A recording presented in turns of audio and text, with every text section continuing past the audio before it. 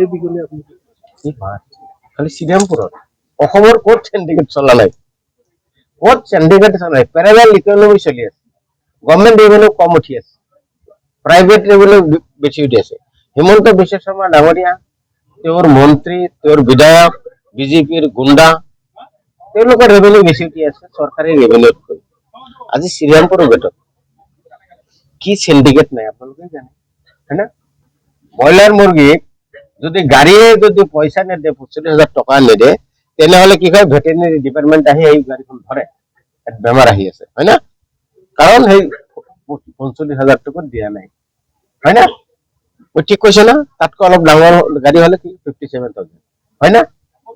মই এটাহে কলো, মুৰ্গী কক, পাণ কক, মাছ কক, কি সিন্ডিকেট চলা নাই।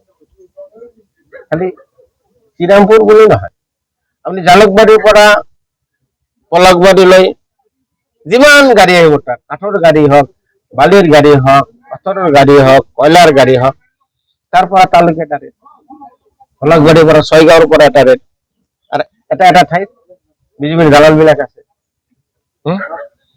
আকৌ ছয়গাঁৱৰ পৰা বকুৰ পৰা দুধনৈ, দুধনৈৰ পৰা আগিয়া, আগিৰ পৰা যোগীগোৱা, ঠিক এনেকুৱা চিষ্টেমত গোটেই অসমত চলি আছে। এটা ট্ৰাক দেখাব নোৱাৰিব আপোনালোকে চিংগল দিব যে সিন্ডিকেটৰ পইচা নিদিয়াকে পাৰ হ'ব পাৰে। কোনো কাগজ পাতি, ফিটনেছ, ইঞ্চুৰেঞ্চ একো নালাগে, একো অভাৰ লোডিং চডিং একো নালাগে। কি হৈ আছে, গভৰ্ণমেণ্ট ৰেভিনিউ লছ হৈ আছে, হয় না? সেইকাৰণে হৈছে পেৰালেল ইকনমি চলি আছে, প্ৰাইভেট ৰেভিনিউ বেছি উঠি আছে, চৰকাৰী ৰেভিনিউ কম উঠি আছে। ঋণ আমি কিয় ল'ব লাগে? নিজৰ চ'ৰ্চ যেতিয়া নাথাকিব, নিজৰ চ'ৰ্চ বিলাক চৰকাৰী ৰেভিনিউ যদি প্ৰাইভেটত গুচি যাব, লোনটো ল'বই লাগিব, হয় না? কোনো পধ্যে আমি এই সিন্ডিকেট বিলাক নাৰাখো, এটা একদম ক্লিয়াৰ কথা। আমাৰ ৰেভিনিউ আহিব তাৰ পৰা, চৰকাৰ চলিব তাৰ পৰা। সিন্ডিকেট কৰি যদি গোটেই আমি পকেটে গৰম কৰো, চৰকাৰ ক'ত চলিব? কিমান দিনলৈকে লৈ থাকিব?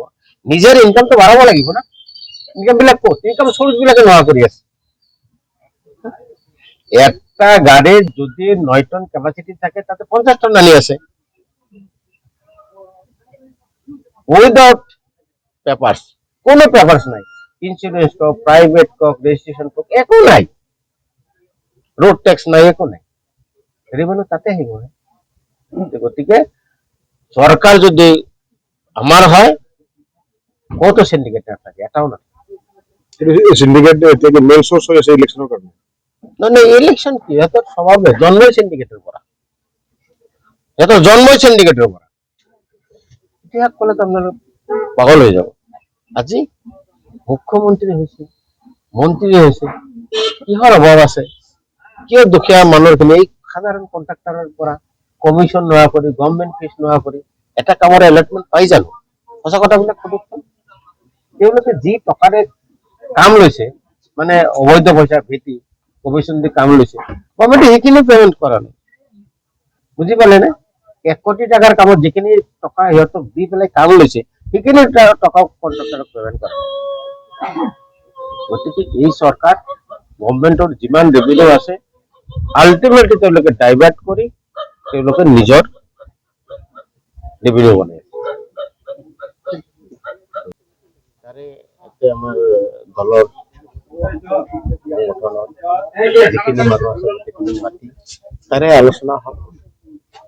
আহি আলোচনা কৰিব, আহি আমি মিটিঙত উপস্থিত, আমি যি জোশ দেখা পালো, যি মনোবল দেখা পালো আমাৰ ৱাৰ্কাৰ লিডাৰৰ মাজত, এতিয়া সব বিটিএটি অঞ্চলত, বিশেষকৈ কোকৰাঝাৰ জিলাত সকলো জাতি জনজাতি এক গোট হৈছে, কোনো প্ৰকাৰে আৰু বিজেপি চৰকাৰক আহিব নিদিয়ে।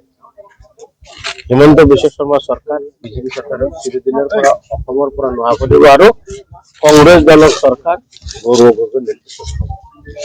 এই চেষ্টা সকলো ৱাৰ্কাৰ লিডাৰৰ মাজত তাকে দেখা পাব।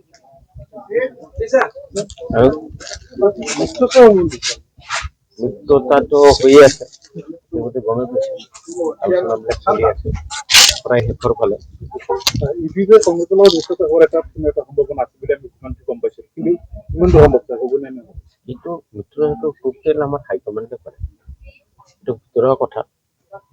এইটো আমি কেমেৰাৰ আগত ক'ব নোৱাৰো বা ইমান দূৰলৈকে আমি যোৱাই নাই, বুজি পাইছেনে? মিত্ৰতা সম্পৰ্কত টোটেল AICC PCC যিখিনি আমাৰ লিডাৰ আছে তেওঁলোকেহে সিদ্ধান্ত লয়, তেওঁলোকে কৰিব ক'ত এৰিব এইটো আমাৰ পৰ্যায়ত নহয়। এতিয়া আশা কৰো আপুনি যিটো ক'লে যে ইউপিপিএলে কংগ্ৰেছৰ লগত এইটো এলায়েন্স কৰাৰ কাৰণে আগ্ৰহ প্ৰকাশ কৰিছে, আপোনাৰ মুখতে শুনিলো, যিটো সেইটো ভাল কথা। আজি ইয়াতে পলিটিক্সটো কেনেকুৱা, ইউপিপিএলে যদি অলপ যদি বুজি পাইছে তেতিয়াই কংগ্ৰেছলৈ আহিব। তেওঁলোকক বিশেষকে সকলো জাতি জনজাতিয়ে বিশ্বাস কৰিছিল, যোৱা BTAD নিৰ্বাচনত সকলোৱে তেওঁৰ লগত আছিল, সকলো জাতি ধৰ্ম, কিন্তু তেওঁ বিজেপিক ছাপোৰ্ট কৰি দিলে। ছাপোৰ্ট কৰি দিয়াৰ লগে লগে গোটেই মানুহ বেয়া পালে, হয় না? আকৌ হাগ্ৰামা ডাঙৰীয়া এইবাৰ কি ক'লে, সকলো জাতি জনজাতিক ছাপোৰ্টটো ল'লে, হয় না? ইউপিএলে যেতিয়া বিজেপিৰ লগত গ'ল তেওঁক বেয়া পাল গ'ল, হাগ্ৰামা ডাঙৰীয়া এইটো সুযোগ পালে আকৌ সেই গোটেই BTAD অঞ্চলৰ যিমান জাতি জনজাতি আছে গোটেইখিনিক একগোট কৰিলে যে আমি বিজেপিৰ লগত নাই।